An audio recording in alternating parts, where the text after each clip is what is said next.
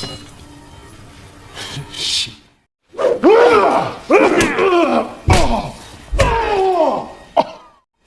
where you're mistaken. But this should clear up the confusion.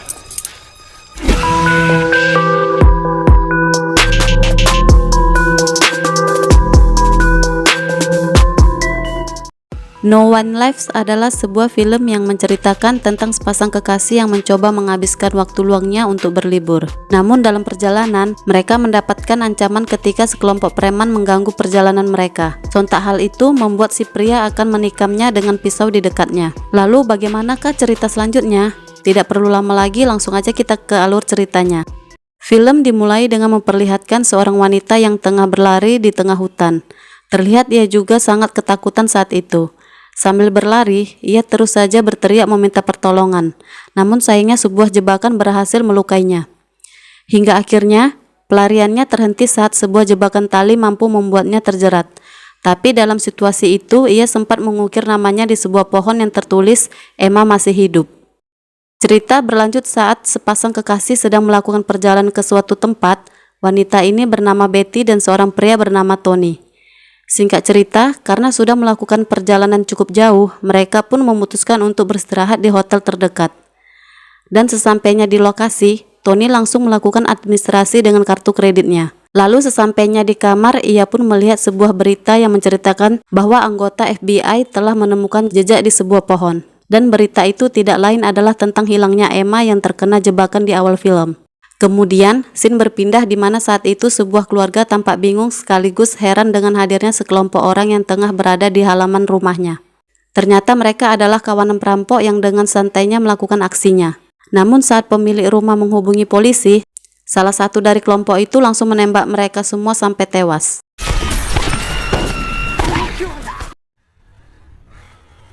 Penembak tersebut bernama Flynn. Dia langsung mendapatkan teguran dari bosnya yaitu Hawk. Hawk memberinya pelajaran karena sudah sembarangan menembak. Tak hanya itu, Hawk memperingatkannya agar selalu mendengar perintahnya.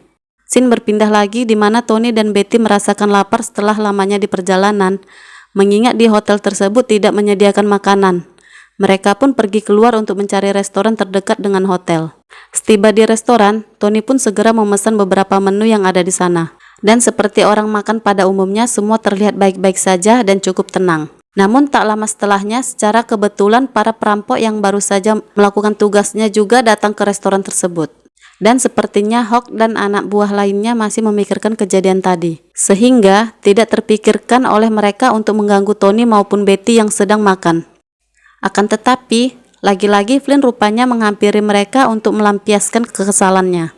Terlihat ia seperti jagoan yang berkuasa di restoran itu. Tony yang terus dipancing akan sikapnya Flynn yang menjengkelkan itu, mencoba untuk menikamnya dengan pisau. Akan tetapi dengan bahasa tubuh dari Betty, Tony pun mampu menahan emosinya tersebut. Hingga sampai di sini, saya pun ikut penasaran siapakah sebenarnya sosok Tony yang sebenarnya. Singkat cerita, karena telah membuat mereka tidak nyaman, Hawk pun datang untuk membawa Flynn pergi sekaligus meminta maaf akan sikapnya itu.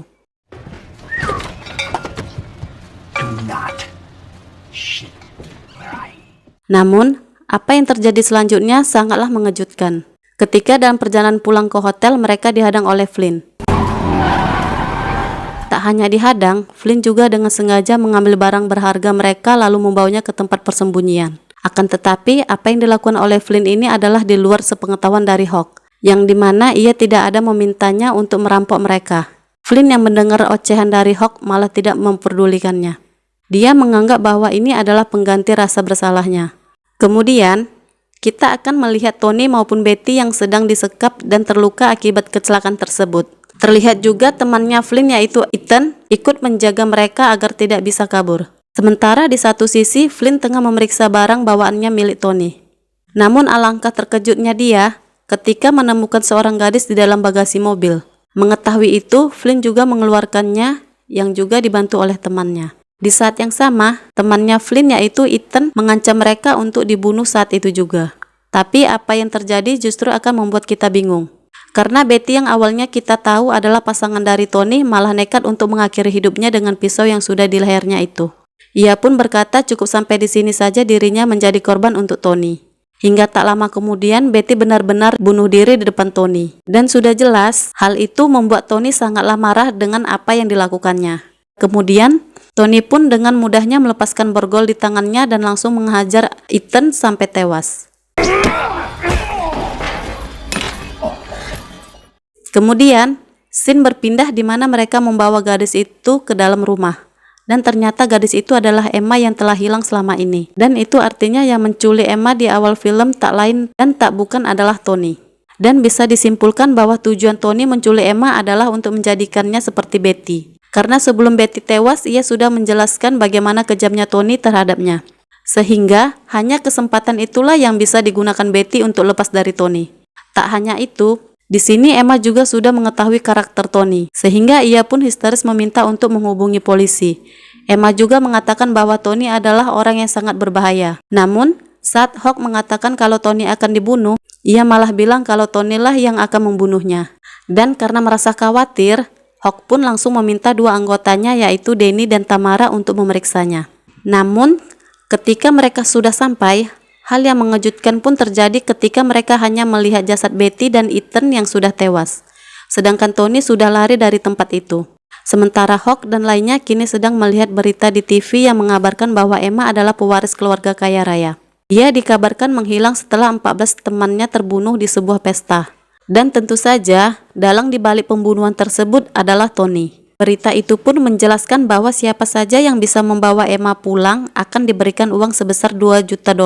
Mengetahui itu, salah satu anggota malah mengambil kesempatan untuk bersikap baik padanya.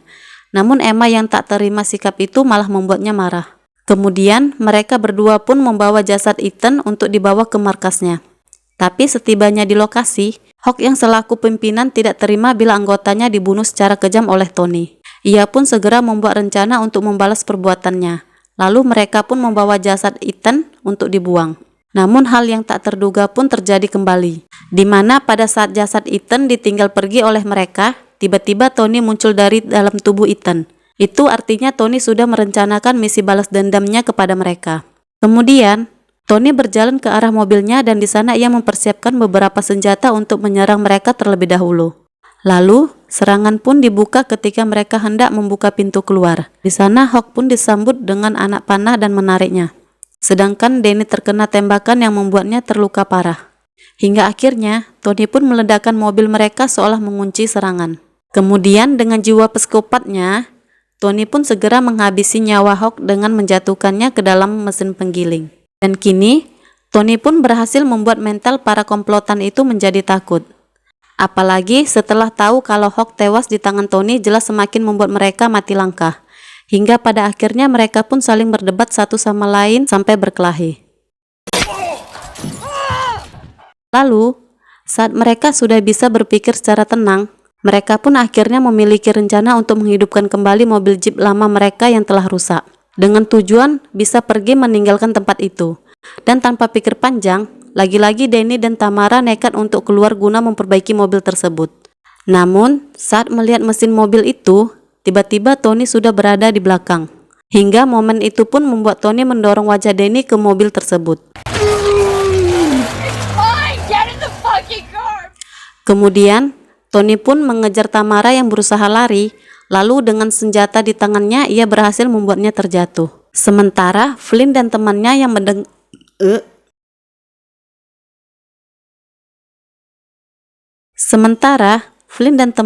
mendengar teriakan histeris dari Danny dan Tamara, langsung mengambil kesempatan itu untuk pergi menggunakan mobil. Di sana mereka masih sempat membawa Danny yang tengah terluka parah. Namun, saat di perjalanan mereka tak sengaja menabrak Tamara yang ternyata masih hidup. Flynn yang tak memiliki banyak waktu terus melakukan perjalanannya hingga sampailah ia di sebuah pintu rumah sakit. Rupanya Flynn hanya meninggalkan Danny di sana agar bisa mendapatkan pertolongan. Kemudian, Flynn membawa Emma dan temannya ke sebuah hotel. Namun, saat Flynn membayar hotel dengan kartu kreditnya, diam-diam si pemilik hotel langsung menghubungi polisi. Karena ia sadar kalau kartu kredit tersebut milik Tony yang sebelumnya menginap di sana bersama Betty. Dan kini tujuan Flynn hanyalah untuk mengantarkan Emma kepada keluarganya. Hal itu ia lakukan agar bisa mendapatkan bayaran yang sudah dijanjikan. Tapi ketika mereka beristirahat, tiba-tiba pintu kamar diketuk oleh seorang polisi. Dan di waktu yang sama, Tony ternyata baru tiba di hotel itu melalui jendela, dan di sana ia langsung mencekik Tamara hingga membuatnya hampir tewas. Dan tak lama dari itu, ia pun mendengar suara tembakan yang membuat polisi itu tewas di tangan Flynn.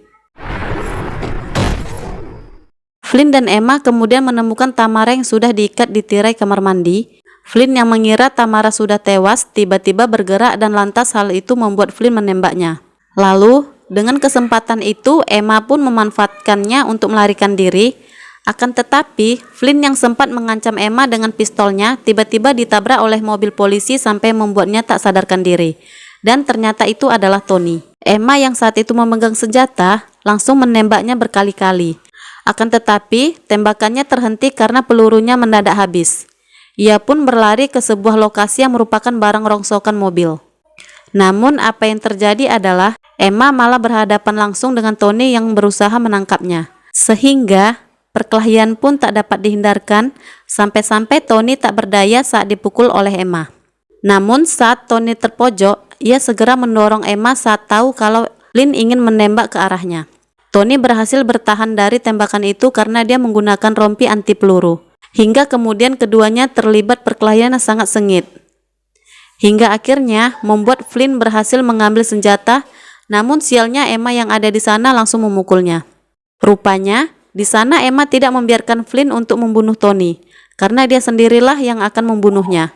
Tony yang sudah pasrah pun maju bersiap untuk mati. Tapi saat Emma menarik pelatutnya, senjata itu malah tak berfungsi. Ia tak sadar kalau senjata itu adalah kaliber. Kemudian, Tony pun menusuk perut Emma yang ternyata ia mengambil alat pelacak yang ada di perutnya. Di sana, Tony juga mengatakan bahwa sekarang Emma bisa bebas. Hingga keesokan harinya, Tony menyamar sebagai dokter hanya untuk membunuh satu kelompok lagi yaitu Danny. Dengan papan clipboardnya, Tony dengan mudah menghabisi Danny lalu berkata, tidak ada yang hidup. Di akhir perjalanannya, Tony melihat Emma yang dibawa untuk diberikan pertolongan dan dengan tanpa rasa bersalah ia pergi sambil menyentuh tangan Emma dan film pun selesai. Baiklah rekan sebaya, sampai di sini aja tugas saya membahas film ini. Semoga dengan cara saya menceritakan filmnya dapat membuat kalian terhibur ya.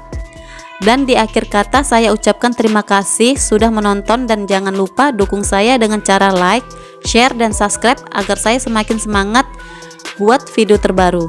Oke, sampai jumpa di video selanjutnya.